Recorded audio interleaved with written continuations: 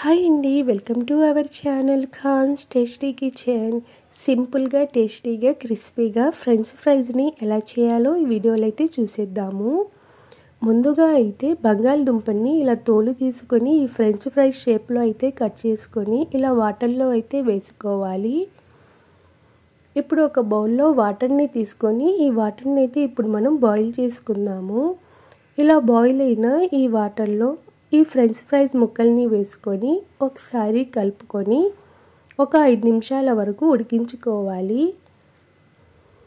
ఇలా ఉడికించుకున్న ఈ ఫ్రెంచ్ ఫ్రైస్ ముక్కల్ని అయితే ఒక బౌల్లోకి అయితే తీసుకుందాము.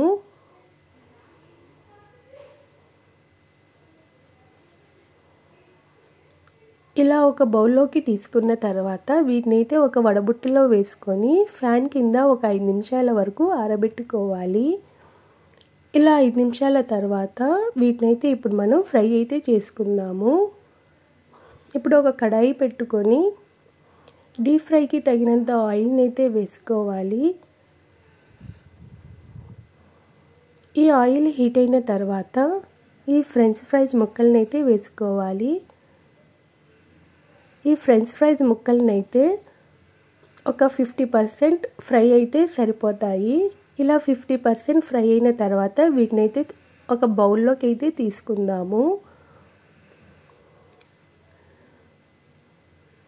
ఇలాగే మిగతా వాటిని కూడా వేసుకొని వీటిని కూడా ఒక 50% ఫ్రై చేసుకుందాము.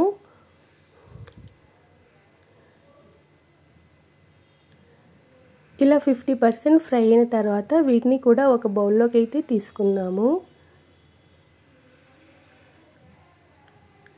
ఇలా 50% ఫ్రై అయిన ఈ ఫ్రెంచ్ ఫ్రైస్ ముక్కల్ని అయితే ఇప్పుడు మనం డబల్ ఫ్రై అయితే చేసుకోవాలి.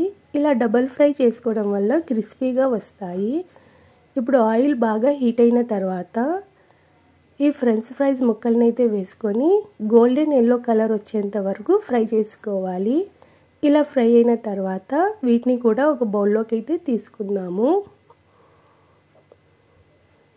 ఇలాగే మిగతా వాటిని కూడా వేసుకొని గోల్డెన్ ఎల్లో కలర్ వచ్చేంత వరకు ఫ్రై చేసుకోవాలి.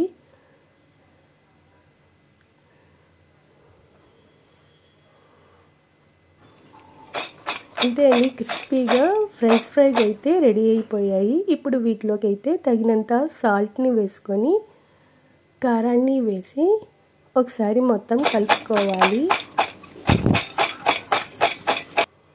ఇప్పుడు వీటినైతే ఒక ప్లేట్లోకి అయితే తీసుకుందాము. ఇంతే అండి, సింపుల్గా టేస్టీగా క్రిస్పీగా ఫ్రెంచ్ ఫ్రైస్ అయితే రెడీ అయిపోయాయి. వీటిని టమాటా సాస్తో తింటే చాలా బాగుంటాయి.